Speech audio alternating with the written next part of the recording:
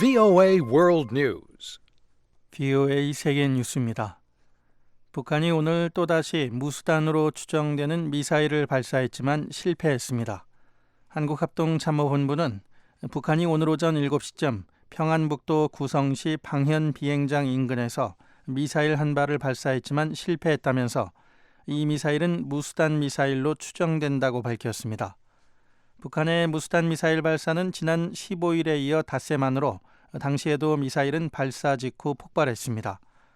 북한이 오늘 미사일을 발사한 시점은 미국과 한국이 워싱턴에서 외교 국방장관 회의를 마친 직후이자 오늘로 예정된 안보협의회 전후로 미국에 대한 타격 능력을 과시해 미국의 확장 억제 의지를 꺾으려 했다는 분석이 나오고 있습니다.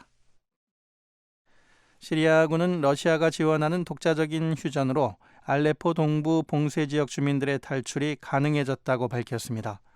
시리아 관영 언론은 오늘 시리아군이 알레포 북부 부스탄 알 카스르 구역과 카스텔로 도로 등 2개 지정된 장소에 탈출 경로를 마련했다며 대기 중인 버스의 모습을 방영했습니다. 시리아군은 어제 고립된 민간인들이 탈출할 수 있도록 임시 휴전을 준수할 것이라며 반군들도 2개의 지정된 통로로 알레포를 떠날 수 있도록 군 병력이 철수했다고 밝혔습니다. 반군들은 그러나 러시아와 바샤르 알 아사드 시리아 대통령의 목적은 알레포 전체를 장악하기 위해 반군 장악지에서 민간인들을 몰아내는 것이라고 반박했습니다.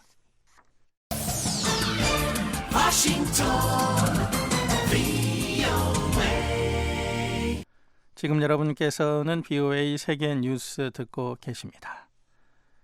이라크에서 연합 지상작전을 벌이고 있는 미군 장성이 모술 탈환을 위해 싸우고 있는 이라크군에 너무 빨리 진격하지 말 것을 촉구했습니다. 게리 볼레스키 소장은 어제 화상 기자회견에서 이라크군이 모술로 돌진하지 말라는 것이 아니라 작전이 동력을 갖게 된 상황에서 이를 유지하면서 지속적으로 적을 압박하면 적은 파괴될 것이라는 지적이라고 설명했습니다. 볼레스키 소장은 또 ISIL이 모술 방어를 위해 총력전을 펼칠 것으로 예상된다며 ISIL이 더욱 비전통적인 방식으로 이라크군과 민간인에 대한 공격을 감행할 것이라고 경고했습니다. 한편 국제자선단체인 세이브 더 칠드런은 이라크군과 쿠르드군의 모술 탈환 작전을 피해 수천 명의 주민들이 탈출했다며 시리아 국경지역 난민 수용소에 최근 열흘새 5천여 명이 유입됐다고 밝혔습니다. 중국을 방문 중인 로드리고 두테르테 필리핀 대통령이 오늘 시진핑 중국 국가주석과 정상회담을 갖고 양국 간 관계 개선에 합의했습니다. 두테르테 대통령은 시 주석과 회담에서 겨울이 가까워지는 시기에 베이징에 왔지만 우리 관계는 봄날이라며 만족감을 나타냈습니다. 시 주석도 양 국민은 형제라고 강조하면서 중국은 필리핀과 정치적 신뢰를 강화하고 서로 협력하기를 원하며 갈등을 적절하게 처리하기를 희망한다고 말했습니다. 중국 관영 신화통신에 따르면 두 나라는 정상회담 뒤 필리핀 고속철도 사업을 비롯한 기초시설과 에너지, 투자, 마약 퇴치, 농업 등 13건의 협정문에 서명했습니다. 이번 회담에서는 양국 간 남중국해 영유권 분쟁 문제는 거론되지 않았습니다. 미국 대통령 선거 3차 TV 토론회에서 민주당의 힐러리 클린턴 후보가 또다시 우세한 토론을 펼친 것으로 평가됐습니다. 미국 CNN 방송이 어제 토론 직후 여론조사기관 ORC와 공동으로 벌인 조사에서 응답자의 52%가 클린턴 후보를 승자로 지목했습니다. 반면 공화당 도널드 트럼프 후보를 승자로 택한 응답자는 39%에 그쳤습니다. 클린턴 후보는 이로써 3차례 진행된 CNN 여론조사에서 모두 승리했습니다. 하지만 두 후보 간 격차는 점점 줄어들어 이날 가장 근소한 차로 좁혀졌습니다. 이란이 내전 중인 예멘 내 후티 반군에 무기 공급을 확대하고 있다고 로이터 통신이 보도했습니다. 이 같은 양상은 최근 몇 달 새 두드러졌으며 무기들에는 미사일과 소화기 등이 포함되어 있다고 미국과 서방, 이란 관리들이 통신에 전했습니다. 특히 예멘으로 유입되는 이란 무기들의 밀거래 경로로는 최근 예멘과 이웃한 오만이 많이 이용되고 있는 것으로 알려졌습니다. VOA 세계뉴스 천일규였습니다.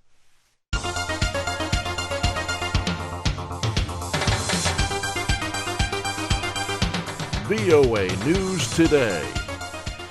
여러분 안녕하십니까, 박형주입니다. 10월 20일 목요일 VOA 뉴스 투데이 3부 시작합니다.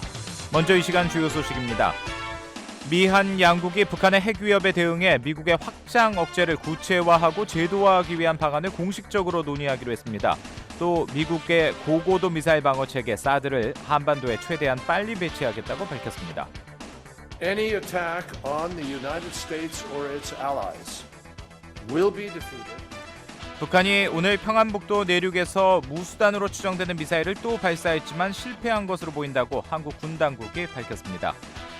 덴마크 정부가 북한 함경북도 수해복구 사업에 6만 달러를 지원하기로 했습니다. 수재민들에게 깨끗한 물과 위생시설을 지원하는 데 사용될 예정입니다. 금요일인 내일 북한은 대체로 흐리고 함경북도 동해안은 오전까지 비가 오는 곳이 있습니다. 아침 최저기온은 0도에서 16도, 낮 최고기온은 7도에서 19도가 예상됩니다. 바다의 물결은 동해북부 전 해상에서 2에서 4m로 일다가 점차 낮아지고 그 밖의 해상은 0.5에서 2m로 일겠습니다. 3부 첫 소식입니다. 미국과 한국의 외교 국방장관 이른바 2+2 회담이 워싱턴에서 열렸습니다. 북한 핵 문제와 대응 방안 등을 논의했는데요. 양국은 미국의 확장 억제를 구체화하는 문제를 논의하는 협의체를 만들기로 했습니다. 백성원 기자가 보도합니다. 두 나라 외교 국방장관들은 19일 국무부 청사에서 열린 미한 외교 국방장관 회의에서 북한 핵과 미사일 위협에 초점을 맞췄습니다. 존 케리 미국 국무장관은 이날 회의를 마친 뒤 공동기자회견에서 미국과 동맹국들에 대한 어떤 공격도 격퇴할 것이라는 미국 정부의 의지를 강조했습니다. Any attack on the United States or its allies will be defeated and any use of nuclear weapons will be 어떤 핵무기 사용에도 효과적이고 압도적 대응으로 맞설 것이라는 겁니다. 윤병세 한국 외교부 장관 역시 북한의 대량 살상무기 위협을 심각한 수준으로 규정하고 특단의 조치가 필요한 상황이라고 말했습니다. 한미 양국은 북한이 핵을 포기하지 않을 경우 견딜 수 없는 대가를 치르도록 해야 한다는데 인식을 같이 하고 이를 위해서 가용한 모든 수단을 동원해서 북한에 대한 압박과 제재를 지속적으로 그리고 전방위적으로 강화해 나가기로 하였습니다. 구체적으로는 유엔 차원의 제재와 독자 제재 채택 노력을 기울이고 북한에 대한 고립 외교를 전개하겠다는 설명입니다. 두 나라는 특히 미국의 한국 방어 공약의 핵심인 확장 억제를 구체화하고 제도화하기 위해 확장 억제 전략 협의체를 출범시키기로 합의했습니다. 윤병세 장관입니다. 이 신설 협의체에는 양국 외교국방 당국 고위급 인사들이 참석하여 억제의 핵심 요소인 외교, 정보, 군사, 경제를 포괄하는 모든 가용 역량을 총동원하는 방안에 대해서 심도 있는 논의를 진행하게 될 것입니다. 케리 장관은 이를 북한의 위협에 대한 미한 양국의 준비 태세와 결의를 입증하는 조치로 평가했습니다. This step that we are taking on the extended deterrence is further evidence of our readiness, our resolve and our 또 determination 해구산, across 재래식 타격, governments. 미사일 방어 등 구체적 확장 억제 역량을 통해 한국을 방어하겠다는 공약을 확인하면서 고고도 미사일 방어 체계 사드를 최대한 빨리 배치하겠다고 밝혔습니다. Today, I also reaffirmed our commitment to deploy a terminal high altitude area defense battery. 윤병세 장관은 더 나아가 미국 전략 무기를 한국에 상시 배치하는 문제가 20일 열리는 미한 연례 안보협의회의에서 논의될 것이라고 밝혔습니다. 미한 장관들은 이 밖에도 북한의 변호를 가속화시키기 위한 다양한 방안을 추진한다는 데도 뜻을 모았습니다. 인권 침해, 해외 노동자, 대북 정보 유입 등 북한 문제를 아우르는 총체적 접근을 취하기로 하였습니다. 케리 장관은 이날 수위 높은 대북 압박 신호를 보내는 동시에 대화 의지 또한 강조했습니다. 특히 미국은 북한을 완전히 파괴해버릴 능력을 이미 수십 년 전부터 갖고 있었지만 이는 미국의 목표가 아니며 북한은 비핵화 대화를 통해서만 원하는 것을 얻을 수 있다고 말했습니다. The United States has had the power to wipe out North Korea for years. For years. 구체적으로는 북한이 제재 해제, 경제 협력, 에너지와 식량 지원, 새 평화 방안, 외교 정상화, 한반도 불가침에 대한 이해 등 다양한 가능성의 문을 열 수 있다고 말했습니다. 케리 장관은 아울러 대북 제재와 관련해 구체적인 추가 압박 방안을 거론했습니다. 무엇보다 유엔에서 안보리 결의 2270호에 담긴 생계 목적의 예외 조항을 어떻게 다룰 것인지 논의가 진행되고 있다며 이를 통해 북한이 석탄 수출로 수익을 얻는 방식을 바꿔야 한다고 말했습니다. 이어 북한의 가장 큰 석탄 교역과 수익 창출은 중국과의 거래를 통해 이루어지고 있고 이 때문에 대북 제재가 제대로 적용되지 못한 것이라고 지적했습니다. 케리 장관은 앞으로도 이 같은 방향으로 나갈 것이라며 이는 방어 조치로서의 마지막 수단인 군사적 선택보다 바람직하기 때문이라고 말했습니다. 한편 두 나라 외교 국방장관들은 이날 채택한 공동성명에도 미국이 모든 범주의 군사적 능력을 활용한 확장 억제를 한국에 제공한다는 구체적 공약을 명시했습니다. 또 북한 핵과 미사일 능력 고도화를 미국, 한국은 물론 영내 국가들에 대한 직접적 위협으로 규정하고 북한의 핵 포기를 위해 필요한 모든 조치를 강구해 나가기로 합의했습니다. VOA 뉴스 백성원입니다. 네, 그러면 이번에 어제 열린 미한 외교 국방 장관 회의의 주요 내용, 합의된 내용은 어떤 것이고 또 쟁점은 어떤 것들이었는지 정리를 해보도록 하겠습니다. 천일교 기자 나와 있습니다. 어서 오십시오. 네. 네, 미국과 한국의 외교 국방 장관이 동시에 만나는 회의, 양국 간에 이제 중요한 채널로 자리매김한 것 같죠. 네, 짧은 시간에 그렇게 됐습니다. 2010년 천안함 사건 이후 처음 열렸기 때문인데요. 2+2, 2 더하기 2 회의로 불리는 이 회의는 그때부터 2년마다 한 번씩 열리고 있습니다. 예. 특이한 것은 바로 다음 날 두 나라 간 안보협의회가 이어진다는 겁니다. 이 안보협의회는 1968년부터 매년 개최되고 있으니까 2 더하기 2보다 훨씬 오래된 회의고요. 네. 두 나라 국방장관이 동맹의 주요 현안을 논의하는 자리입니다. 네.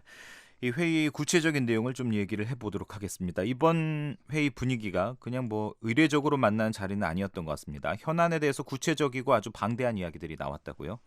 네, 그만큼 이 북한 문제의 시급성을 보여준다고 하겠습니다. 과거 이런 회의 뒤에는 과연 구체적인 조치나 실질적인 진전은 뭔가 그런 의문이 들기도 했는데요. 예. 이번 회의에서는 두 나라 장관들의 발언 수위도 높고 구체적이었을 뿐 아니라 실체가 분명한 합의도 이루어졌다는 게 특징적이었습니다. 특히 회담 뒤 기자회견에서 캐리 장관이 11분 넘게 논의 결과를 설명했는데요. 예. 북한에 대한 경고, 한국에 대한 확고한 방어 의지, 또 미한 동맹의 중요성, 크게 세 가지 측면에서 미국의 입장을 설명했습니다. 네. 한국에 대한 미국의 확장 억제 공약을 다시 한번 확인했다. 이 부분에 대해서 평가가 많이 나오고 있죠. 네, 한 단계 끌어올렸다 이런 평가가 더 적절할 겁니다. 확장 억제는 미국이 동맹국들에게 미 본토와 같은 수준의 핵 억제력을 제공하는 걸 말하는데요. 예. 캐리 장관은 해구사안은 물론이고 재래식 타격 능력, 미사일 방어 역량 이런 자산을 총동원해서 한국을 북한의 위협으로부터 보호하겠다고 강조했습니다. 예. 특히 이걸 더 구체화하고 제도화하는 기구를 신설하는 데 합의한 것이 주목됩니다. 네. 안보 문제뿐만 아니라 대북 제재 방향에 대해서도 상당히 구체적으로 논의됐다고요? 네, 캐리 장관이 기자의 질문에 비교적 상세한 현황을 공개했습니다. 지난 3월 채택된 유엔 안보리 대북결의 2270호는 생계를 위한 석탄 수출을 예외적으로 허용하지 않았습니까? 예. 이 캐리 장관은 이게 부작용이 크다면서 이런 허점을 통해 북한이 석탄 수출로 수익을 얻는 방식을 바꿔야 한다고 말을 했습니다. 또 북한과 거래하는 중국 기업에 대한 세컨더리 보이콧 적용 역시 선택지에서 배제하지 않는다고 했는데요. 예. 이런 접근이 군사적 수단보다 낫다는 이유를 들었습니다. 예. 미국 조야에서는 최근에 북한에 대한 선제 공격론까지 제기되고 있는 그런 상황인데 캐리 장관의 이번 발언이 군사적 수단은 고려하지 않는다 이런 뜻으로도 해석할 수 있습니까? 사실 이 캐리 장관의 이번 기자회견에서 눈여겨봐야 할 대목입니다. 예. 군사적 수단은 마지막 선택이라면서도 북한에 상당히 위협적으로 들릴 수 있는 표현을 사용했기 때문인데요. 캐리 장관은 미국이 마음만 먹으면 이미 수십 년 전부터 북한을 완전히 쓸어버릴 수 있었다고 밝혔습니다. 예. 물론 그게 미국의 목표는 아니니까 대화로 나와라 이런 취지였습니다마는 최근 데니얼 러셀 국무부 동아태 담당 차관보가 김정은의 죽음을 언급한 것과 비슷한 맥락으로도 예. 들렸습니다. 그렇다면 지금 이야기하신 것처럼 미국 당국자들이 일부러 최근 대북 발언 수위를 높이고 있다 이렇게 봐야 되는 걸까요? 네, 이 핵위협 강도를 더해가는 북한에 분명한 경고를 보내기 위한 차원으로 보입니다. 아울러서 캐리 장관의 이날 발언에 들어있는 대조적인 대북 메시지, 그러니까 대화 유인책의 수위 또한 상당히 높다는 점도 주목됩니다. 예. 북한이 원하는 것은 그 비핵화 대화를 통해서만 성취할 수 있다면서 여러 당근을 제시했는데요. 제재 해제나 에너지, 식량 지원 등 과거 자주 거론했던 이 사안 외에 새 평화 방안과 외교 정상화, 한반도 불가침 이런 가능성까지 제시했습니다. 예. 한국 정부가 지금 그렇게 평화나 대화 이런 가능성을 제시하기에는 좀 부담이 클 것 같습니다. 저희도 여러 차례 전해드린 것처럼 지금 한국 정부는 아주 고강도 대북 발언을 이어가고 있는 그런 상황인데 네. 아무튼 이 부분만큼은 캐리 장관 측이 그러니까 미국 측이 좀 더 그 적극적인 제안을 하고 있는 것처럼 들리는군요. 네, 캐리 장관이 평화 체제나 평화 조약을 언급하지는 않았습니다만 이날 그 대북 제재와 압박에만 초점을 맞춘 그 윤병세 한국 외교장관과의 발언과는 미묘한 온도차가 느껴졌습니다. 예. 물론 두 나라의 철저한 공조와 안보 공약이 기자회견 내내 중심 주제이긴 했지만 그러면서도 한국 외교장관은 북한이 느낄 고통 수위를 높이는 방안에 대해서만 얘기한 반면에 예. 미 국무장관은 대화와 협상에 열려 있으니 북한이 응하라 이렇게 다른 한쪽에도 문을 열어뒀다는 점이 두드러졌습니다. 예, 알겠습니다. 지금까지 어제 열린 미한 외교국방장관 회의에서 나온 합의 사항과 쟁점에 대해서 짚어봤습니다. 천일교 기자였습니다.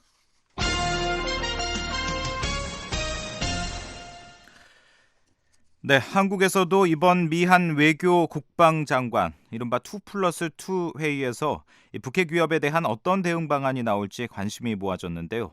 이 한국에 대한 미국의 확장 억제 실행력을 강화하는 것은 물론 이 북한에 대한 전면적 압박 의지를 다졌다는 평가가 나오고 있습니다. 서울에서 한상미 기자가 보도합니다. 미국과 한국 두 나라가 현지 시간 19일 미국 워싱턴에서 열린 외교 국방장관 2+2 회의에서 지난 2010년 시작된 이 회의를 정례화하고 미한 간 차관급 확장 억제 전략 협의체를 신설하기로 한 건 전면적인 북한 압박에 나선 것이란 평가입니다. 우선 대북 억지력 면에서 미한 외교국방 차관급이 참석하는 확장 억제 전략 협의체 EDSCG를 설치하기로 한 건 미국의 해구산 제공을 포함한 확장 억제의 실행력을 강화하는 조치로 풀이됩니다. 기존엔 미한 국방부의 통합국방협의체 산하 억제전략위원회가 확장 억제를 논의해왔습니다. 한국의 아산정책연구원 최강 부원장의 분석입니다. 이것은 이제 국장급 정도였는데 이제 제가 격상을 시켜서 차관급으로 올린다라는 것이니까 이 문제를 좀 더 심도 있게 논의를 한다. 그러면 이제 한국이 원하는 수준의 협의, 차관이 서로 협의해서 지원해 줄 수 있는 체제까지 갔다는 건 좀 더 긴밀화? 좀 더 긴밀하게 됐다. 협의가. 그런 제도의 틀은 갖췄다. 또 이번 회의에서 나온 공동 성명이 해구산과 재래식 타격 능력, 미사일 방어 능력 등의 확장 억제를 제공한다는 공약을 재강조하고 북한이 핵무기를 사용할 경우 압도적인 대응에 직면하게 될 것이라고 강조한 것도 확장 억제 공약의 유효성에 대한 의구심을 덜어내는 데 도움을 줄 것이란 전망입니다. 한국의 국책연구기관인 통일연구원 배정호 박사의 분석입니다. 실질적으로 지금 한국의 안보 불안, 다시 말해서 지난번 그 비원기 사건 있지 않습니까? 그래서 한국에서 북한 핵 유입에 대해서 불안감이 높아지고 있고 또 거기에 대해서 억제 능력의 한계를 느끼면서 지금 한국의 자체적 핵무장이라든지 또 미국의 전술핵 반입에 대한 목소리가 되게 높아지지 않습니까? 미국의 확장 억제 전략이나 또 북한에 대한 억지 능력에 대해서 우리가 미국의 전략 핵무기가 한반도에 배치될 경우에는 우리가 그 불안한 감에서 상당히 이걸 해소할 수 있는 거죠. 배정호 박사는 아울러 한국 내 안보 불안감이 해소될 경우 한국 국민들의 미국에 대한 신뢰, 또 미한 동맹에 대한 신뢰를 높이는 데도 기여할 수 있다고 덧붙였습니다. 미한 양국은 공동 문서상 최초로 북한의 핵과 미사일 능력 고도화를 직접적 위협이라고 규정함으로써 북한 핵과 미사일 위협의 엄중함과 시급함을 재확인했습니다. 또 이번 협의를 통해 북핵 위협에 대한 억지와 압박의 수위를 높인 건 미국이 이제는 북한의 핵 위협을 미국에 대한 직접적 위협으로 인식하고 있다는 걸 보여준 것이란 평가입니다. 여기에다 양국이 북한 핵과 미사일 개발에 대한 경제 제재 차원에 그치지 않고 북한과 제3국 간의 외교 관계까지 건드리는 총체적 대북 접근을 하기로 한 것도 대북 압박의 차원을 한 단계 높인 것이란 분석입니다. 특히 북한 김정은 정권의 연간 최대 미화 약 9억 달러 규모의 외화 수입원으로 추정되는 해외 파견 북한 노동자 문제를 본격 제기하기로 한 것은 김정은 정권의 핵과 미사일 개발의 자금줄 차단에 중요한 의미가 있다는 평가입니다. 존 캐리 미 국무장관은 공동 기자회견에서 북중 석탄 거래 차단 등 대북 제재를 대폭 강화하는 방안을 모색 중이며 지금 당장은 아니지만 북한과 거래하는 제3국 기업과 기관을 제재하는 세컨더리 보이콧의 본격 시행도 배제하지 않고 있다고 밝혔습니다. 동시에 유엔 안보리 차원의 새로운 다자 제재와 미한 양국의 조율된 독자 제재로 북한을 압박한다는 구상입니다. 앞으로 미한 두 나라는 최후의 수단인 군사적 선택보단 유엔 안보리 제재상의 허점을 차단하면서 대북 제재를 강화해 나갈 것으로 전망됩니다. 서울에서 VOA 뉴스 한상미입니다. 북한이 오늘 평안북도 내륙에서 또다시 무수단으로 추정되는 미사일을 발사했지만 실패했다고 한국 군 당국이 밝혔습니다. 북한은 최근 닷새 간격으로 연이어 미사일 시험 발사에 나서고 있습니다. 서울에서 박병용 기자가 보도합니다. 한국합동참모본부는 북한이 20일 오전 7시쯤 평안북도 구성시 방현 비행장 부근에서 미사일 한 발을 발사했지만 발사 직후 실패한 것으로 추정된다고 밝혔습니다. 한국과 미국 두 나라 국방당국의 공동평가 결과 이번 미사일은 무수단 미사일로 추정되었습니다. 미군 전략사령부도 한국 군당국과 비슷한 시각 보도자료를 내고 이 같은 사실을 공개했습니다. 북한이 미사일을 발사한 시점은 미국과 한국이 워싱턴에서 외교 국방장관 연석회의 2+2 회의를 마친 직후면서 미한 연례 안보협의회를 앞둔 시점입니다. 한국 외교부 조준혁 대변인은 북한의 거듭된 미사일 발사와 관련해 성공 여부와 관계없이 유엔 안전보장이사회 결의를 명백히 위반한 것으로 한반도와 국제사회 전체의 평화와 안전에 대한 중대한 위협이라는 점에서 강력히 규탄한다고 밝혔습니다. 조 대변인의 외교부 대변인 논평 내용입니다. 지난번 10월 15일 실패한 그 탄도미사일 발사에 이어서 불과 수일 만에 그것도 10월 17일 그 안보리 언론 성명이 채택되었는데 그 이후에 수일 만에 다시 중거리 탄도미사일 발사한 것은 북한의 핵과 미사일 개발에 대한 광적인 집착을 보여주는 것이라 하겠습니다. 이번 탄도미사일 발사와 관련해 북한은 20일 조선중앙방송 등 관영 매체들을 통해 국가우주개발국 대변인 담화를 발표하고 우주개발 5개년 계획에 따라 위성들을 더 많이 쏘고 우주 정복을 위한 진군을 다그칠 것이라고 공언했습니다. 북한이 우주개발국 대변인 명의로 담화를 내고 위성 발사 의지를 재확인한 것은 사실상 탄도미사일 기술을 이용한 장거리 미사일을 추가로 발사하겠다는 뜻을 내비친 것으로 풀이됐습니다. 북한의 무수단 미사일 발사는 지난 4월 15일을 시작으로 이번까지 모두 8차례 이어졌지만 무수단 미사일은 지난 6월 22일 한 차례를 제외하고는 모두 실패했습니다. 당시 발사된 두 발의 무수단 미사일 가운데 한 발이 고각으로 발사돼 최대 높이 1413km, 사거리 400km를 기록해 성공한 것으로 평가됐습니다. 하지만 북한 무수단 미사일은 지난 15일 평안북도로 발사 장소를 옮긴 뒤 다시 실패했습니다. 북한의 무수단 미사일은 구소련의 SSN-6 잠수함 발사 탄도미사일을 개량한 것으로 시험 발사나 성능 확인 없이 지난 2007년부터 40여 기가 실전 배치된 것으로 알려졌습니다. 무수단 미사일은 일본 전역은 물론 태평양에 있는 미군 기지까지 타격할 수 있는 무기로 평가됐지만 거듭되는 발사 실패로 성능이 검증되지 않고 있습니다. 서울에서 VOA 뉴스 박병용입니다.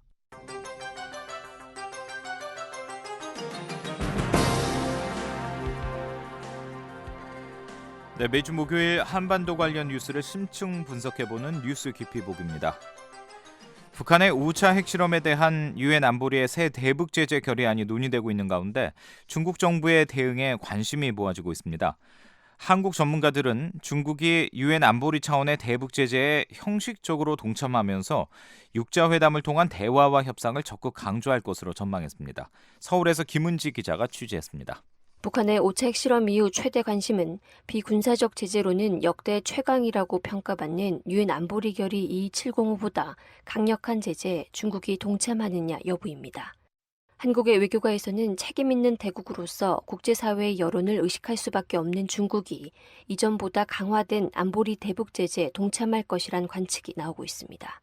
북한의 이딴 도발은 중국의 국가안보 이익에도 심각한 위협이 되기 때문입니다. 한국통일연구원 정성윤 박사입니다. 그러니까 4차 핵실험 때 2270에 비해서는 좀 더 높은 제재안을 의결을 할 거예요. 중국은 항상 우리의 기대는 못 미쳤지만 지난 4차례의 핵실험 관련해서 이렇게 중국의 제재 결의안에 참여했던 내용이나 강도를 보면 항상 올라갔어요. 이번에도 대북 제재의 수준은 명시적으로 높일 것인데 민생 부분을 포기를 하느냐 이 부분에 대해서는 좀 지켜봐야 될 것 같아요. 유엔 안보리 결의 2270호에는 북한의 추가 핵실험 시 자동으로 추가적인 중대한 조치를 취하도록 한 트리거 조항이 포함되어 있습니다. 한국의 전문가들은 그러나 중국 정부가 미국과 한국이 원하는 북한 체제를 위협하는 수준의 강력한 제재에 동의할 가능성은 낮은 것으로 보고 있습니다. 동북아 지역을 둘러싼 미국과의 전략적 경쟁 구도에서 북한을 관리하고 활용할 필요가 여전히 있기 때문입니다.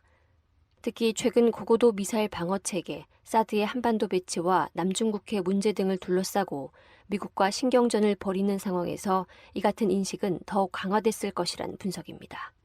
국립외교원 김한권 교수입니다. 북한 김정은 체제를 흔들거나 북한 내에 커다란 혼란이 올 정도의 제재에는 여전히 반대할 가능성이 있습니다. 이렇게 반대하는 이유는 미중의 동북아에서 나타나는 전략적 경쟁 구도 때문에 북한의 완충적인 전략적 가치가 필요하기 때문인데요. 일정 수준 이상으로 강화되는 대북 제재에는 근본적으로 반대할 것으로 생각합니다. 한국의 외교가에선 이에 따라 올해 초 북한의 4차 핵실험 때와 마찬가지로 북한의 전략적 셈법을 바꾸기 위한 중국의 역할을 두고 미한과 중국 간의 신경전이 또다시 재현될 것이란 관측이 나옵니다. 중국은 북한의 5차 핵실험 이후에도 여전히 한반도 비핵화와 함께 한반도의 평화와 안정, 또 대화와 협상을 통한 문제 해결이라는 한반도 정책 3대 원칙을 강조하고 있습니다. 중국이 북한에 대한 원유 공급 중단이나 민생 목적의 광물 거래를 제한하는 고강도 제재에 반대하는 것도 이 때문입니다. 한국 국가안보전략연구원장을 지낸 남성욱 고려대 행정대학원장입니다. 또 제재 결의안을 만드는 과정에서 그 민생이라고 예외를 인정받았던 부분이 이제 포함되는 걸 관련해서 결국은 또 힘겨루기를 할 것입니다.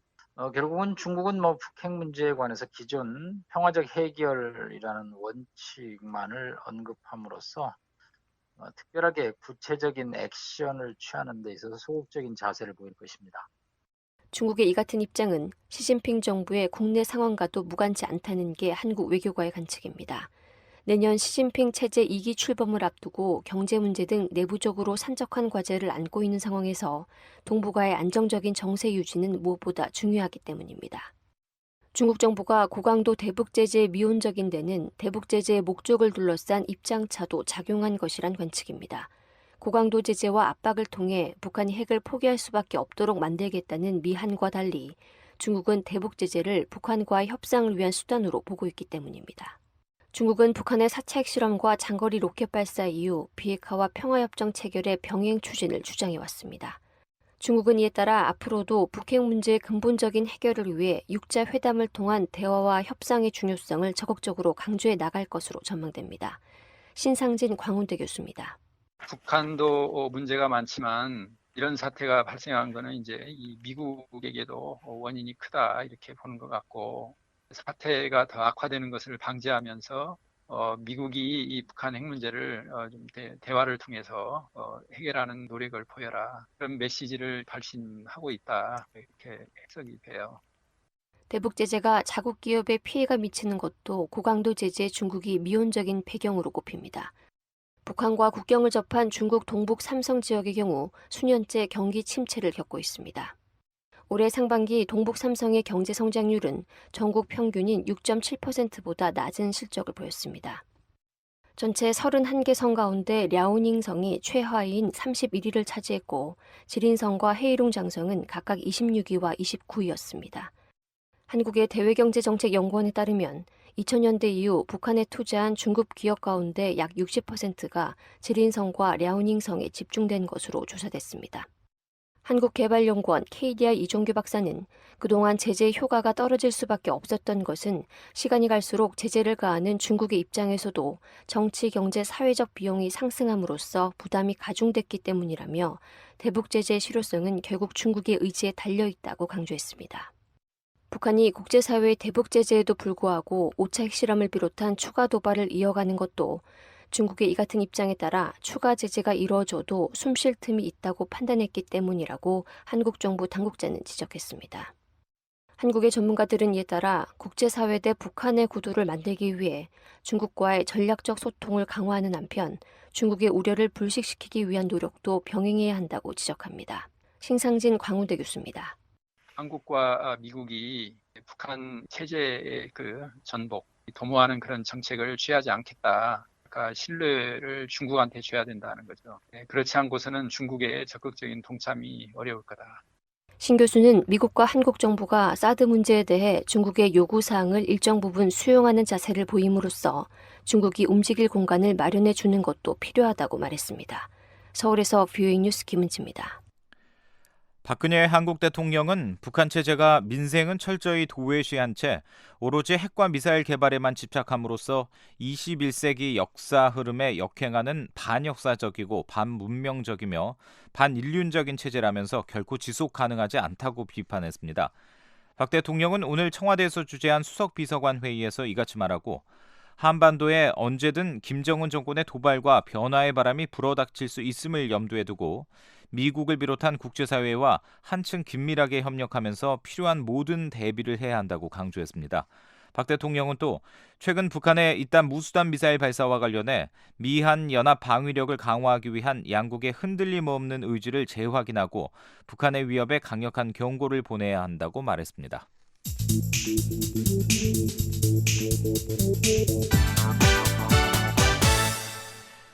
북한의 인권 상황을 개선하기 위해 노력해온 국제 인사들로 구성된 북한 인권 현인그룹 회의가 다음 주 뉴욕에서 열립니다. 유엔 안보리가 북한 상황을 국제 형사재판소에 회부하도록 촉구하는 방안 등이 논의될 예정입니다. 이현철 기자가 보도합니다. 미국의 민간단체인 인권재단은 한국의 연세 휴먼 리버티 센터와 공동으로 오는 27일 뉴욕에서 북한 인권 현인그룹 회의를 공동 개최한다고 18일 발표했습니다. 현인그룹 회의가 열리는 것은 지난 6월 서울에서 열린 창립총회 이후 두 번째입니다. 인권재단은 이번 뉴욕 회의에서 유엔 안보리가 북한의 김정은 국무위원장을 국제형사재판소 ICC에 회부하도록 촉구하는 방안과 스포츠와 관광 등 북한 정권에 대한 보다 포괄적인 거부, 또 계속되는 중국의 탈북자 강제 북송 문제 등이 논의될 것이라고 설명했습니다. 지난 9월 한국에서 발효된 북한 인권법에 따라 신설된 북한인권 국제협력 대사로 임명된 이정훈 대사는 최근 BOA와의 인터뷰에서 이번 회의에서는 ICC 회부 문제가 가장 중요한 의제 가운데 하나가 될 것이라고 말했습니다. 북한 인권 문제를 중요성뿐만 아니라 핵심적인 이슈들을 다시 한번 지적을 할 계획입니다. 그리고 거기서 이제 가장 중요한 것 중에 하나가 결국은 안보리를 움직이게 할 수 있는 그런 강한 메시지를 전달을 하고자 합니다. 북한인권 현인그룹은 지난 6월 유엔 북한인권 현장사무소 개소 1주년을 맞아 이정훈 당시 한국 외교부 인권대사의 주도로 설립됐습니다. 현인그룹에는 이정훈 대사 외에 로버트 킹 미 국무부 북한인권 특사와 마르주키 다르수만과 비틴 문타폰 전 유엔 북한인권 특별보고관, 마이클 커비 전 유엔 북한인권 조사위원회 COI 위원장, 소냐 비세르코 전 COI 위원, 송상현 전 국제형사재판소 소장, 데이비드 앨튼 영국 상원의원 등 8명이 참여하고 있습니다. 이들은 매년 두세 차례 서울과 뉴욕, 제네바 등지에서 북한 인권 개선을 위한 전략회의를 개최하고 그 결과를 종합해 유엔과 주요국에 권고할 방침입니다. 앞서 현인그룹은 지난 6월 서울에서 열린 1차 회의를 마치면서 북한 당국이 COI 권고안을 이행할 것과 유엔 안보리가 북한 상황을 국제형사재판소에 제소할 것 등 북한 인권 개선을 위한 7가지 권고안을 발표했습니다. BOA 뉴스 이현철입니다. 덴마크 정부가 북한 수해 복구 사업에 6만 달러를 지원하기로 했습니다. 함경북도 수재민들에게 깨끗한 물과 위생시설을 지원하는 데 사용될 예정입니다. 김현진 기자의 보도입니다. 유엔 인도주의 업무조정국 오차는 19일 갱신한 국제사회 대북지원 현황 자료에서 덴마크 정부가 함경북도 수재민들을 위해 39만 2천 덴마크 크론에 미화로 6만 달러를 지원하기로 했다고 밝혔습니다. 자료에 따르면 덴마크 정부는 지난 7일 이 같은 지원을 결정했습니다. 덴마크 정부는 북한의 지난 8월 말 강타한 태풍 라이언락의 영향으로 함경북도 서쪽 지역에 큰 피해가 있었다며 덴마크 구호단체인 미션이스트를 통해 수재민을 지원하기로 했다고 밝혔습니다. 그러면서 이 자금은 수해로 깨끗한 물과 위생시설에 접근하지 못하는 북한 취약계층을 지원하는 데 사용될 것이라고 밝혔습니다. 덴마크 정부는 지난달 29일에도 덴마크 적십자사를 통해 대북 수해 복구 사업에 미화 10만 달러를 지원했었습니다. 덴마크 구호단체인 미션이스트는 북한에서 큰 수해가 발생했던 지난 2012년에도 홍수로 파괴된 평안도 일부 지역의 상수도를 보수하고 황해남도 해주 지역 어린이들과 산모들에게 식량을 지원했었습니다. BOA 뉴스 김현진입니다.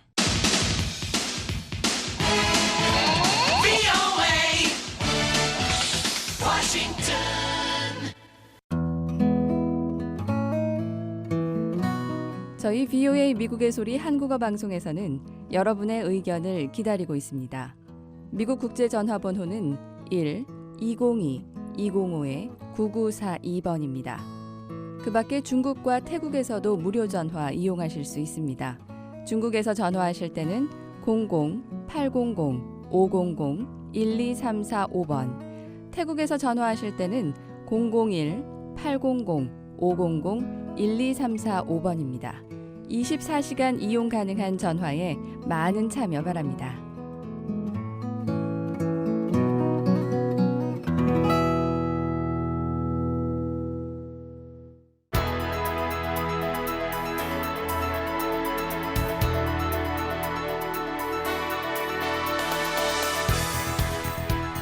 네, 세계 곳곳의 뉴스와 미국 뉴스를 정리해드리는 세계는 지금 시간입니다. 장량희 기자 나와 있습니다. 어서 오십시오. 안녕하십니까. 네, 오늘은 어떤 소식 가지고 오셨습니까? 예, 지난 화요일 18일부터 나흘 일정으로 중국을 방문하고 있는 로드리고 두테르테 필리핀 대통령이 오늘 시진핑 중국 국가주석하고 정상회담을 했는데요. 네. 두테르테 대통령은 향후 필리핀 외교의 중심축을 미국에서 중국 쪽으로 옮기겠다는 뜻을 명확히 했습니다. 예. 또 지우마 호세프 대통령이 탄핵된 뒤에 대통령 대행 체제를 이어가고 있는 이 브라질에서 호세프 대통령의 정치적 동지인 룰라 다 시우바 전 대통령이 차기 대통령 선호도 1위에 오른 소식 알아보고요. 예. 끝으로 미국 대통령 선거 관련 소식까지 알아보겠습니다. 네. 자, 취임 이후에 줄곧 미국과 거리를 두는 행보를 보여왔죠. 두테르테 필리핀 대통령이 중국에 가서 이런 입장을 보다 명확하게 했군요. 네, 그렇습니다. 지난 화요일 중국 베이징에 도착한 로드리고 두테르테 필리핀 대통령이 오늘 이 중국 국가주석하고 정상회담을 하는 등 본격적인 일정을 소화하기 시작했는데요. 예. 어제는 이 강도 높은 반미 발언과 친중국 정책 계획을 쏟아내면서 이제 미국과는 굿바이다. 더 이상 미국의 간섭은 없다. 더 이상 미국과의 군사 훈련도 없다라는 말을 했습니다. 예. 그러니까 지난달 말부터 예고했던 것처럼 이번에 다시 한번 미국과는 군사 훈련을 안 하겠다는 입장을 확인했습니다. 쐐기를 박았군요. 예. 간담회에서 또 다른 반미 발언이 있었다고요? 네, 이날 간담회에서 오늘 이렇게 중국에 와서 환대를 받으니까 정말 기분이 좋다. 난 미국을 방문할 계획이 전혀 없다. 거기 가면 우리는 그저 모욕이나 당할 것이기 때문이다. 라고 얘기를 했는데요. 예. 그러면서 우리의 외교 정책은 중국으로 방향을 확 틀고 있다라고 강조를 했습니다. 예. 과거 필리핀이 미국의 통치를 받은 이후 70년 동안 전통적인 우방으로 남아 있었지만 예. 앞으로는 중국과의 경제 협력을 고리로 해서 새로운 동반자 관계를 만들어 나갈 계획을 표명한 겁니다. 예. 말씀하신 것처럼 필리핀, 미국 전통적인 우방이었는데 지금 필리핀이 갑자기 이런 움직임을 보이는 이유는 뭡니까? 네, 일단 두테르테 대통령이 지난 6월 취임 이후에 적극적으로 진행하고 있는 이 대규모 마약 사범 소탕 작전에서 4개월 동안 재판 없이 즉결 처형된 사람이 3,700여 명인데요. 예. 미국이 이에 대해서 인권 침해와 사법 절차 파괴 문제를 지적을 했습니다. 네. 이에 대해서 또 두테르테 대통령은 내정 간섭이라고 반발을 했고요. 예. 또 다른 한 가지는 중국이 필리핀에 제시하고 있는 대규모 경제 협력 사업입니다. 두테르테 대통령이 어제 이 교민 간담회에서 우리는 아주 가난하다. 철도도 필요하고 차관도 필요하다. 20년 장기 차관 같은 것을 중국에 달라고 할 거다. 이런 얘기를 했습니다. 예, 실리적인 이유가 있다라고 얘기를 한 건데 실제로 오늘 정상회담에서 두테르테 필리핀 대통령 그리고 시진핑 중국 국가주석이 대규모 경제협력 사업에 합의를 했어요. 네, 그렇습니다. 오늘 이 베이징 인민대회당에서 정상회담이 있었는데요. 예. 필리핀 고속철도 사업을 비롯한 교통망, 사회 간접시설 확충과 통신, 에너지, 관광, 농업, 금융과 투자, 그리고 해양 경비와 관련한 13건의 협정문에 서명했습니다. 예. 이런 대규모 경제 협력 사업 진행에 중국 관영 매체들은 당국이 필리핀에 한 30억 달러 규모의 투자를 집행할 거라고 전망했습니다. 예. 앞서 두테르테 대통령이 우린 가난하다. 뭐 차관도 필요하다 그러면서 중국의 협력이 필요하다라는 그런 메시지를 얘기를 했는데 네. 그렇다면 중국 입장에서는 이렇게 필리핀에게 대규모 경제 협력을 제공하는 이유는 뭘까요? 예, 중국이 남중국해 영유권 분쟁을 비롯한 이 영내 국제 정치 안보 현안에서 자기 편을 우군을 좀 확보하기 위해서 최근 수년 동안 적극적으로 움직여 왔는데요. 예. 실제로 중국이 교통망 확충과 사회 간접시설 건설 등의 총액 500억 달러 이상을 제공하는 이 방글라데시와 총액 150억 달러에 이르는 차관을 준 캄보디아 등은 최근 동남아시아 국가연합, 아세안 정상회의를 비롯한 각종 국제회에서 이 남중국해 판결 이행 관련 항목이 공식 성명에 포함되지 않도록 반대 의사를 피력하는 등 활발하게 중국 편에서 활동을 했습니다. 예. 그런데 이제 남중국해 이 문제의 처음 시작을 보자면 사실 중국과 필리핀은 같은 편이라고 할 수 없잖아요. 예, 중국 대륙 남쪽하고 베트남 동쪽 해안 그리고 필리핀, 인도네시아, 브루나이, 타이완 같은 이 섬나라로 둘러싸인 그 바다죠. 남중국해를 놓고 중국은 또 역사적인 배경을 들어서 90% 이상 해역이 자신들의 영해다 이렇게 주장을 해왔죠. 예. 이 같은 내용을 3년 동안 심의해온 네덜란드 헤이그의 국제분쟁 판결기구인 상설중재재판소가 지난 7월에 중국의 영유권 주장에 대한 근거가 없다고 판결을 했는데요. 예. 중국 정부는 이 판결을 이행하지 않고 계속해서 이 지역에 인공섬을 만들고 군사시설을 또 구축하고 있습니다. 예. 특히 상설중재재판소에 중국을 제소해서 승리한 당사국이 또 필리핀이기 때문에 그렇죠. 중국으로서는 필리핀을 우군으로 끌어들일 필요가 좀 컸지요. 뭐 단순하게 정리하면 뭐 그 원고와 피고가 합의를 했다. 뭐 이런 상황으로도 볼 수도 있을 것 같은데 실제로 두테르테 필리핀 대통령이 이번 정상회담에서 이 남중국해 문제를 아예 거론하지 않았다고요? 네. 이 두 정상과의 회담에 앞서서 현지 언론에 두테르테 필리핀 대통령이 남중국해 문제는 중국 방문의 우선 의제가 아니라면서 선을 걷는데요. 예. 시 주석은 두 나라 공동 발전을 추진해서 인민들에게 실질적인 이익을 제공하자고 남중국해 문제에 대한 필리핀 측의 양해를 요구를 했습니다. 예. 이에 대해서 또 두테르테 필리핀 대통령은 두 나라 사이에 많은 협력의 공간이 있다면서 공감을 나타냈습니다. 예. 그러니까 중국이 대규모 경제 협력을 필리핀에 약속하고 또 필리핀은 이제 그 반대급부로 남중국해 문제에 대해서 양해를 하는 것. 이게 이제 이번 정상회담을 정리를 할 수 있을 것 같은데요. 네. 또 어떤 이야기들이 있었습니까? 시진핑 중국 국가주석이 13건의 협정 외에 추가 경제 지원 의사도 밝혔고요. 두테르테 대통령은 중국에 대해서 극도의 친밀감을 표시했습니다. 신화통신 보도를 보면은요, 시 주석이 필리핀을 도울 준비가 돼 있다면서 필리핀은 이웃이면서 형제 국가라고 표현을 했고요. 예. 두테르테 대통령은 중국은 필리핀의 친구일 뿐만 아니라 위대한 국가라면서 자신이 겨울에 가까워지는 시기에 베이징에 왔지만 양국 관계는 지금 봄날이다 이렇게 화답을 했습니다. 그렇군요. 네. 자, 그렇다면 이런 두 필리핀과 중국에 가까워지는 이런 모습을 보고 미국이 어떤 입장인지 궁금하네요. 네, 두테르테 필리핀 대통령의 베이징 교민 간담회 발언이 알려진 어제 필립 골드버그 필리핀 주재 미국 대사가요. 중국과의 관계를 개선하려는 필리핀 정부의 노력이 제로섬 게임이 돼선 안 된다라고 말을 했는데요. 예. 중국에 대한 접근이 결국 미국과의 관계 악화를 초래할 수밖에 없음을 필리핀 측에 좀 돌려서 경고를 한 겁니다. 네, 세계는 지금 함께하고 있습니다. 브라질 소식 이번에는 알아보도록 하겠습니다.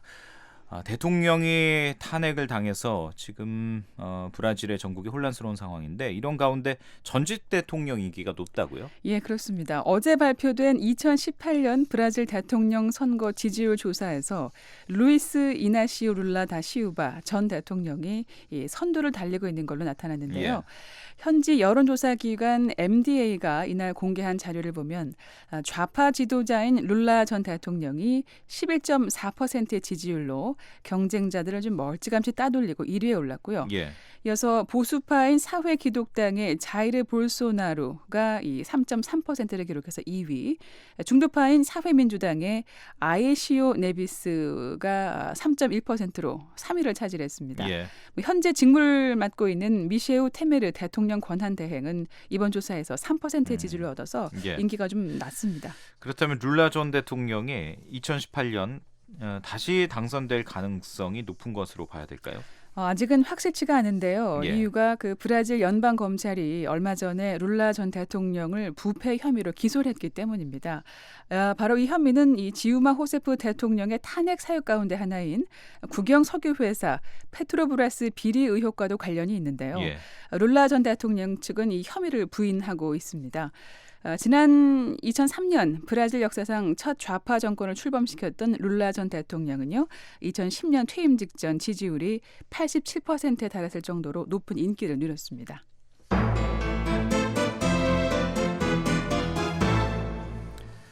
네, 세계는 지금 끝으로 미국 대통령 선거 관련 소식 알아보겠습니다.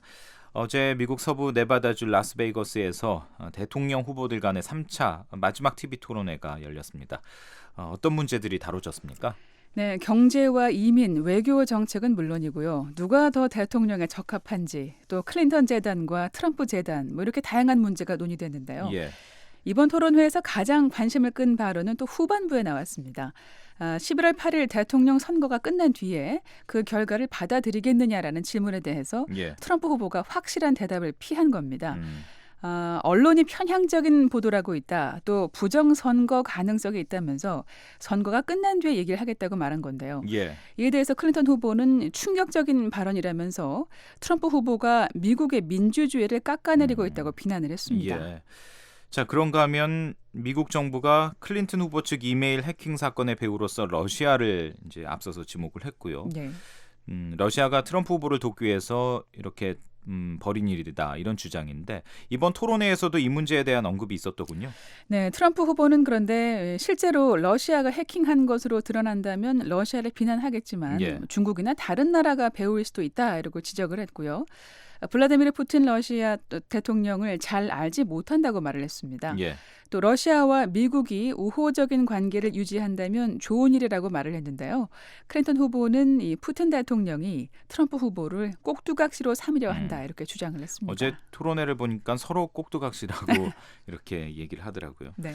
자, 그런가 하면 이제 트럼프 후보 여성 비하 발언 또 성추행 의혹이 이제 논란의 대상이 됐는데 여성 비하 발언 이건 뭐 그 테이프로 공개가 됐으니까 이 네. 부분에 대해서는 사과를 했습니다만 성추행 의혹은 지금 트럼프 후보가 계속 부인하고 있는 상황이죠. 예, 그렇습니다. 어제 토론에서도 거듭 사실이 아니라면서 부인을 했는데요. 성추행 당했다고 주장하는 여성들을 알지도 못한다면서 클린턴 후보 측이 이들을 부추긴 것 같다고 말을 했는데요. 예. 클린턴 후보는 이들 여성을 옹호했습니다. 그 밖에도 여러 문제가 논의됐는데요. 한반도와 관련해서는 핵무기와 방위금 그 분담금 문제로 한국에 잠깐 거론이 됐고 특별히 논의되진 않았습니다. 네. 트럼프 후보는 이 동맹국들의 방위금 분담을 늘려야 한다면서 새로 협상해야 한다고 말을 했습니다. 예. 자, 이제 3차 토론회까지 토론회는 다 끝났는데 어제 토론회에 대한 평가는 어땠습니까? 전문가들이 또 언론이 이번에도 클린턴 후보가 잘했다고 손을 들어줬는데요. 설문조사 결과 일반 유권자들 역시 52% 대 39%로 클린턴 후보의 승리를 얘기를 했습니다. 예.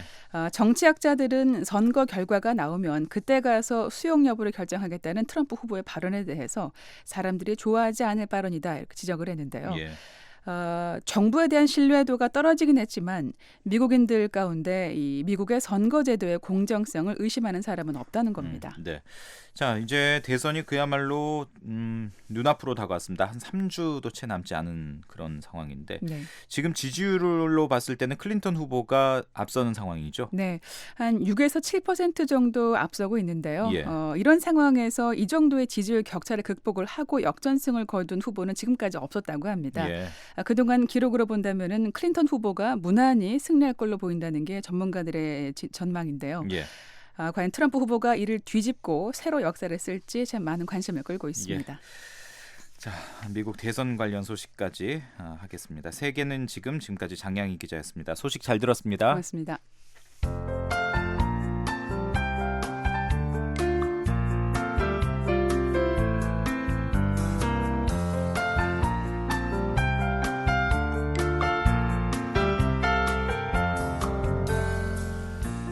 네, 끝으로 날씨입니다. 금요일인 내일 북한은 대체로 흐리고 함경북도 동해안은 오전까지 비가 오는 곳이 있습니다. 아침 최저 기온은 0도에서 16도, 낮 최고 기온은 7도에서 19도가 예상됩니다. 바다의 물결은 동해북부 전 해상에서 2에서 4m로 일다가 점차 낮아지고 그 밖의 해상은 0.5에서 2m로 일겠습니다. 평안남도와 평안북도는 대체로 구름 끼고 흐릴 것으로 예상됩니다. 평양 아침 기온 14도, 낮 기온 19도, 양덕 아침에는 11도, 낮 기온 15도, 수풍 아침에는 8도, 낮 기온은 16도입니다. 희천 아침에는 8도, 낮 기온 18도가 예상됩니다. 황해도 역시 내일 구름 많고 흐릴 것으로 보이는데요. 해주 아침 기온은 16도, 낮 기온 18도, 신계 아침에는 12도, 낮에는 17도가 예상됩니다. 함경 남도와 함경북도 흐린 가운데 일부 지역에 비 예보가 있는데요. 원산, 장전 오전에 비가 내릴 것으로 보입니다. 풍산 아침 기온 1도, 낮 기온은 10도, 옹기 아침에는 0도, 낮 기온은 11도가 예상됩니다. 동해북부 앞바다에 오전에 비가 오고 바다의 물결은 2에서 4m로 높게 일다가 오후부터는 2m로 낮아지겠습니다. 서해북부 해상 흐린 가운데 바다의 물결은 2m 아래입니다. 지금까지 날씨였습니다. 네, 10월 20일 목요일 뉴스투데이 3부 마칠 시간인데요. 잠시 뒤에는 세계 뉴스가 이어집니다. 여기는 미국의 수도 워싱턴이고요. 저는 박형주였습니다. 오늘도 함께해 주신 여러분 고맙습니다. 편안한 밤 보내십시오. VOA World News. VOA 세계 뉴스입니다. 북한이 오늘 또다시 무수단으로 추정되는 미사일을 발사했지만 실패했습니다. 한국합동참모본부는 북한이 오늘 오전 7시쯤 평안북도 구성시 방현 비행장 인근에서 미사일 한 발을 발사했지만 실패했다면서 이 미사일은 무수단 미사일로 추정된다고 밝혔습니다. 북한의 무수단 미사일 발사는 지난 15일에 이어 닷새 만으로 당시에도 미사일은 발사 직후 폭발했습니다. 이로써 지난 4월 15일부터 이번까지 모두 8차례 발사된 무수단 미사일은 지난 6월 22일 한 차례만 제외하고는 모두 실패한 것으로 나타났습니다. 북한이 오늘 미사일을 발사한 시점은 미국과 한국이 워싱턴에서 외교 국방장관 회의를 마친 직후이자 오늘로 예정된 안보협의회 직전으로 미국에 대한 타격 능력을 과시해 미국의 확장 억제 의지를 꺾으려 했다는 분석이 나오고 있습니다. 터키는 자국군 전투기들이 시리아 북부 쿠르드 반군 목표물들을 공격해 200여 명을 사살했다고 밝혔습니다.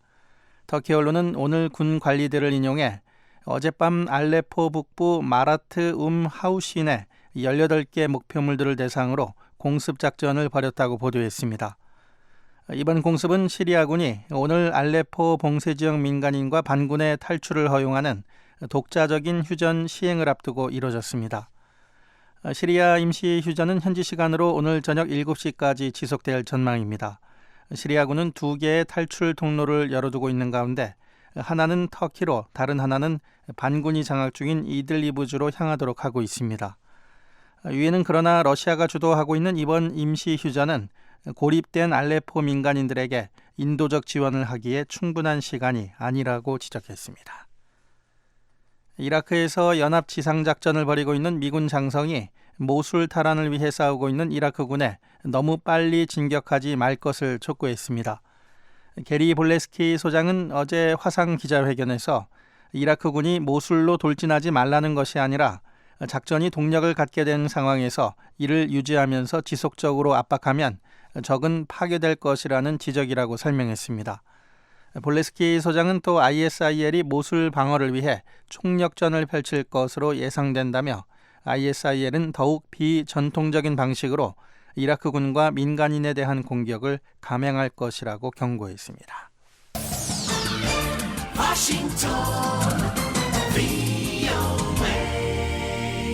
지금 여러분께서는 VOA 세계 뉴스 듣고 계십니다. 중국을 방문 중인 로드리고 두테르테 필리핀 대통령이 오늘 시진핑 중국 국가주석과 정상회담을 갖고 양국 간 관계 개선에 합의했습니다. 두테르테 대통령은 시 주석과의 회담에서 겨울이 가까워지는 시기에 베이징에 왔지만 우리 관계는 봄날이라며 만족감을 나타냈습니다. 시 주석도 양국민은 형제라고 강조하면서 중국은 필리핀과 정치적 신뢰를 강화하고 갈등을 적절하게 처리하며 공동 협력의 확대를 희망한다고 말했습니다. 중국 관영 신화통신에 따르면 두 나라는 정상회담 뒤 필리핀 고속철도 사업을 비롯한 기초시설과 에너지, 투자, 마약 퇴치 등 13건의 협정문에 서명했습니다. 이번 회담에서는 양국 간 남중국해 영유권 분쟁 문제는 거론되지 않았습니다. 미국 대통령 선거 3차 TV 토론회에서 민주당의 힐러리 클린턴 후보가 또다시 우세한 토론을 펼친 것으로 평가됐습니다. 미국 CNN 방송이 어제 토론 직후 여론조사기관 ORC와 공동으로 벌인 조사에서 응답자의 52%가 클린턴 후보를 승자로 지목했습니다. 반면 공화당 도널드 트럼프 후보를 승자로 택한 응답자는 39%에 그쳤습니다. 클린턴 후보는 이로써 세 차례 진행된 CNN 여론조사에서 모두 승리했습니다. 이란이 내전 중인 예멘 내 후티 반군에 무기 공급을 확대하고 있다고 로이터 통신이 보도했습니다. 이 같은 양상은 최근 몇 달 새 두드러졌으며 무기들에는 미사일과 소화기 등이 포함되어 있다고 미국과 서방, 이란 관리들이 통신에 전했습니다.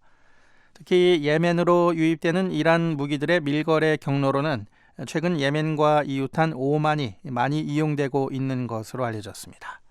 VOA 세계뉴스 천일규였습니다. 지금까지 여러분께서는 VOA 한국어 저녁 방송을 들으셨습니다. VOA 한국어 저녁 방송은 저녁 7시 30분부터 11시 30분까지 4시간 동안 중파 1188kHz를 통해 들으실 수 있습니다.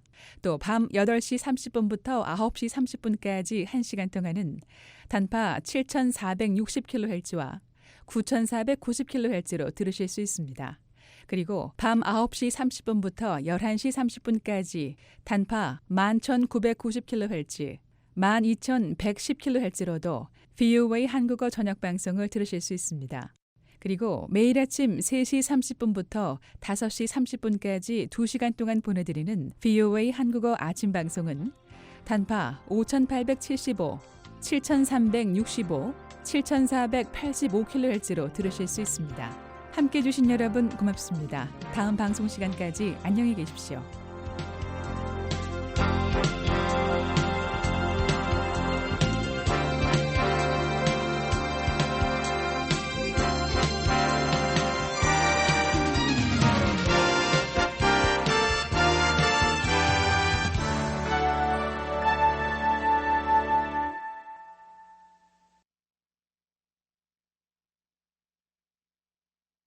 This program has come to you from the Voice of America, Washington.